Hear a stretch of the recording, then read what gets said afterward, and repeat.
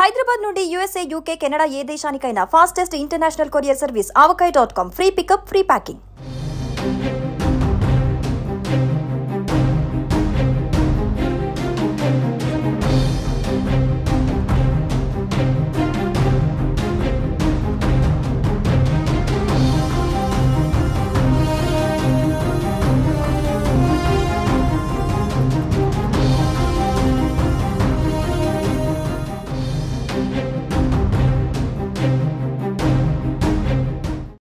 రంగారెడ్డిలో సంచలన ఘటన చోటు చేసుకుంది. సొంత అక్క ఒకరిని లవ్ చేసిందన్న కారణం చేత, అతడితో ఫోన్లో మాట్లాడుతుందనేటువంటి కారణం చేత తోడబుట్టినటువంటి తమ్ముడు సొంత అక్కని గొంతు నులిమి చంపినటువంటి దారుణ ఘటన ఒక్కసారిగా సంచలనంగా మారింది. వరుసగా ఈ మధ్యలో జరుగుతున్నటువంటి ఘటనలు మనం చూస్తున్నాం. ప్రియురాలికి సంబంధించినటువంటి ఘటనలు, హత్యలు, ఆత్మహత్యలు, రకరకాల కోణాలలో ఇవన్నీ వార్తలు చూస్తున్నాం. తాజాగా సొంత తమ్ముడే అక్కను చంపినటువంటి ఘటన సంచలనంగా మారింది. ఇద్దరిది ఒకే ఊరు. ఒకరినొకరు తెలియడంతో వారిద్దరు కొంతకాలంగా సంబంధం బలపడింది, ప్రేమించుకున్నారు. అది పరిచయం కాస్త ప్రేమగా మారింది. 3 ఏళ్ల పాటు వారిద్దరు కూడా ప్రేమించుకున్నారు. ఒకరంటే ఒకరికి ఎంతో ఇష్టం, ప్రేమ మారింది. కానీ ఇదే ప్రేమ వారి పెద్దలకు అస్సలు నచ్చలేదు. పంచాయతీ పెట్టించారు. మాట్లాడుకోవద్దంటూ ఇద్దరిని క్లాస్ స్పీకర్ పిలిచి, ఆ తర్వాత ప్రేమికులు ఈ యొక్క పంచాయతీ తర్వాత ఇదంతా కూడా తాళలేకపోయారు, ఉండలేకపోయారు.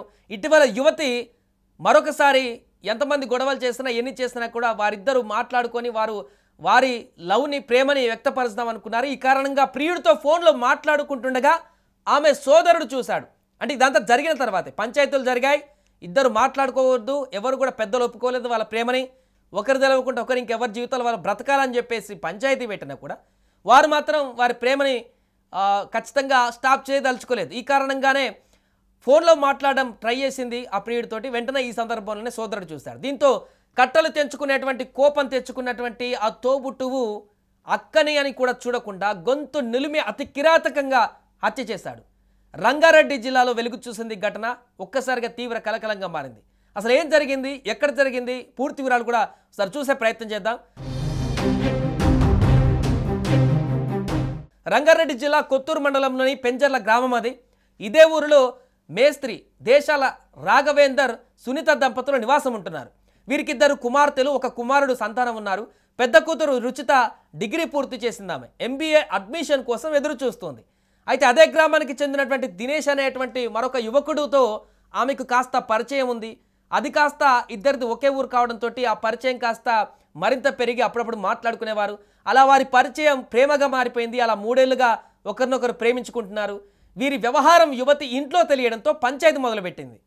ఇక రుచిత ఆ యువకుడు ఇకపై మాట్లాడుకోబోమని చెప్పడంతో ఆ పంచాయతీ తర్వాత సమస్య అంతా తాత్కాలికంగా సద్దుమరిగింది. ఇంకే సమస్య ఉండదనుకున్నారు. కానీ కొన్ని రోజులు గడిచాక రుచిత మళ్ళీ తన ప్రియుడితో ఫోన్లో మాట్లాడడం మొదలుపెట్టింది. సోమవారం తల్లిదండ్రులు పనుల కోసం బయటకు వెళ్ళగా ఇంట్లో రుచిత, ఆమె సోదరుడు రోహిత్ మాత్రమే ఉన్నారు. ఈ సమయంలోనే రుచిత మరొకసారి తన ప్రియుడు దినేష్తో మాట్లాడుతుండడాన్ని ఆమె సోదరుడు రోహిత్ గమనించాడు. ఇదే విషయమై రోహిత్ అక్క రుచితతో తీవ్రంగా గొడవ పడ్డాడు. మళ్ళీ ఎందుకు అతనితో మాట్లాడుతున్నావు, ఆల్రెడీ పంచాయతీ అయిపోయింది కదా, వదిలేయమన్నాను కదా, ఎందుకు ఇంకా అతనితో మాట్లాడుతున్నావు అనేటువంటి వాదోపవాదాలు అక్కడ జరిగాయి. ఒకరిపై ఒకరు మాటలు దాడి చేసుకున్నారు. కట్టలు తెంచుకునేటువంటి కోపంతో రగిలిపోయినటువంటి తమ్ముడు రోహిత్ వైర్తో ఆమె మెడను బలంగా బిగించి ఊపిరాడకుండా ఉరివేసినట్టుగా కనపడుతుంది. దీంతో రుచిత అక్కడికక్కడే ప్రాణాలు కోల్పోయింది. సొంత అక్కను కూడా చూడకుండా ఈ దారుణమైనటువంటి ఘటనకు పాల్పడ్డాడు. సో దీంతో తల్లిదండ్రులకు, బంధువులకు ఫోన్ చేసి అక్క స్పృహ కోల్పోయింది అని సమాచారం ఇచ్చాడు అతనే. అందరూ ఇంటికి వచ్చి చరితను ఆ స్థితిలో చూసి చలించిపోయారు. ఎన్నిసార్లు పిలిచినా స్పందించకపోవడంతో మృతి చెందిందని నిర్ధారణకు వచ్చారు. వెంటనే పోలీసులకు సమాచారం అందించారు.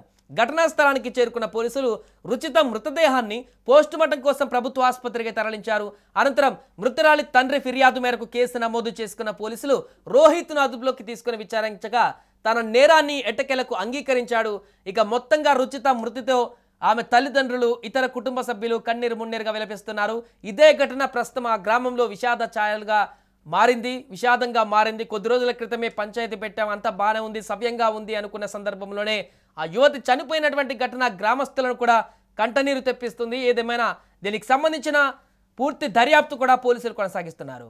సుమన్ టీవీలో మీ పర్సనల్ అండ్ బిజినెస్ ప్రమోషన్స్ కోసం కింది నెంబర్కి కాంటాక్ట్ చేయండి.